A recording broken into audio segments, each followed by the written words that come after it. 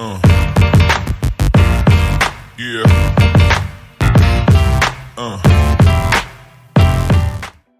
Hey everyone, and welcome back to the channel. Today we'll be unboxing and building this Anycubic Kobra FDM printer. I'll also show you some basic steps for setting up this new printer and how to get started with your first print.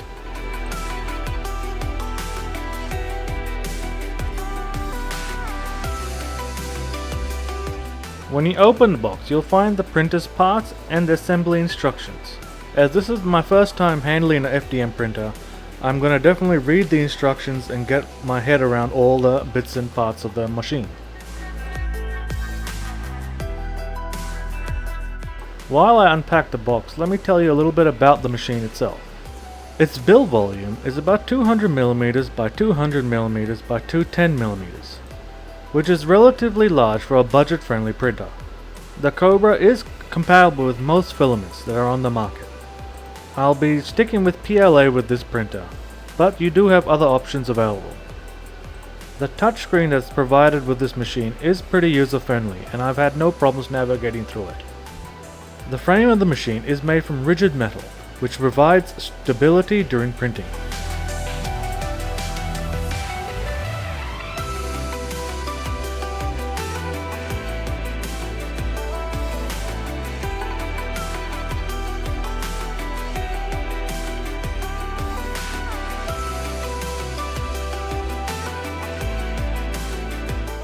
So, quick inventory. First, you get a base, a touchscreen, filament holder, the frame,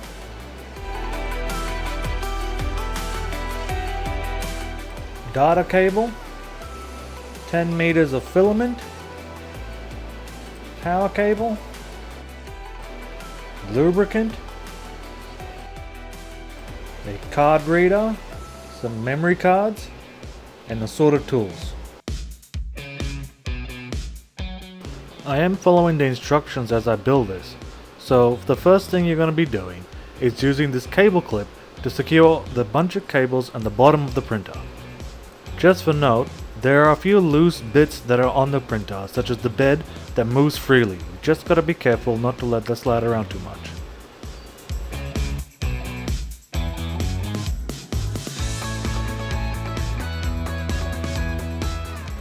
The second step of this process is to turn the coupler to raise the X-axis bar. You don't have to go all the way up, just go about halfway or just below, just so it doesn't get in anything's way.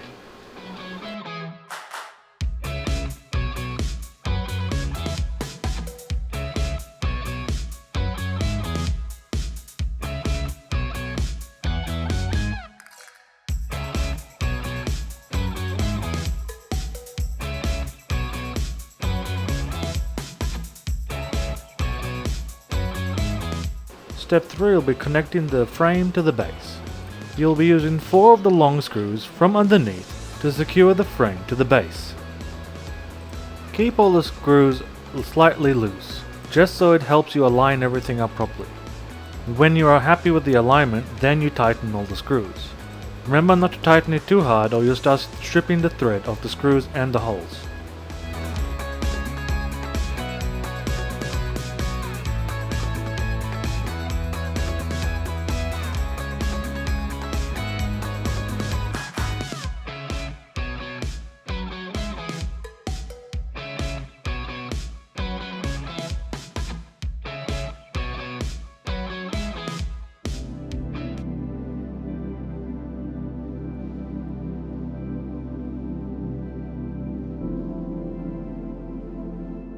Step 4 and 5, installing the touchscreen and the filament holder are pretty straightforward, and following the instructions will get you there pretty quickly.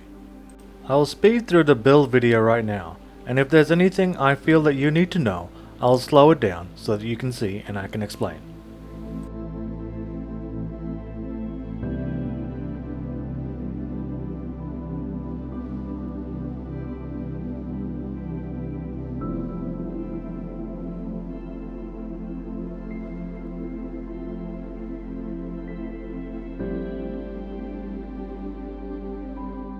While installing the wires, You just have to make sure that you don't bend any of the pins. The wires go in only one way, so take your time and make sure it's pushed in properly.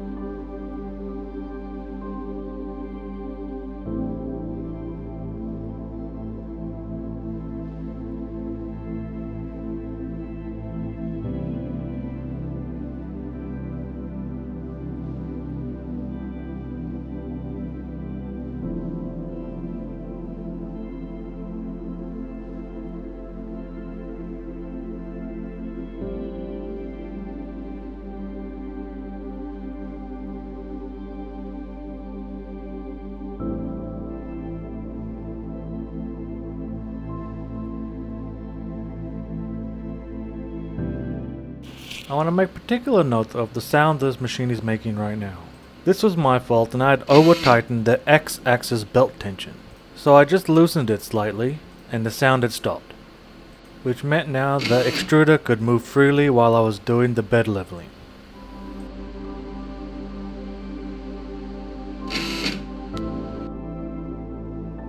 Now I'll quickly run through how to auto-level the FDM printer. On the menu, go to the leveling page. Then click on Auto Leveling. This will begin to scan the build plate. Remember not to touch the plate and the nozzle, as these things are going to be heated and will burn you. The head will automatically move all around the plate. After that, you'll have to do a Z offset leveling as well, using a piece of paper, just like you would a resin printer. On the leveling page, just go to Z offset. There you can adjust the height using the plus or minus.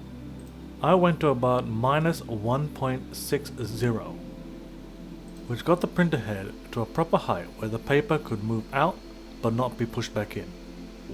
The slicer program I'm using is Cura. It took a little bit of getting used to because I'm used to lychee and resin printing. The only settings I actually changed to my liking was the print speed. Stock out of the box, the speed is about 50, but I pushed it up to 70 and so far I haven't had any fails yet. As you can see, I've printed out this painting handle,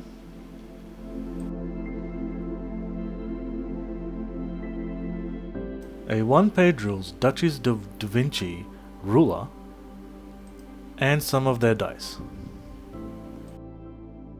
My initial thoughts of this printer is that it is a friendly and easy to set up printer. It came with pretty clear instructions and the touchscreen interface is intuitive and straightforward to navigate. This printer also has the automatic bed leveling, which is an absolute lifesaver, which saves time and ensures successful prints every single time. So far I've printed 4 or 5 things with this printer and I've had no fails. I might even increase the print speed to about 80 and see what happens. I've only been using this printer for about a week, and all I can say right now is that I'm enjoying the print and the quality that comes out. I hope this video was interesting and helpful for those who want to get into 3D printing, especially FDM. Don't forget to like and subscribe to my channel for more 3D printing content. And let me know in the comments what you think of this printer, or if you have any questions. Thanks for watching and happy printing.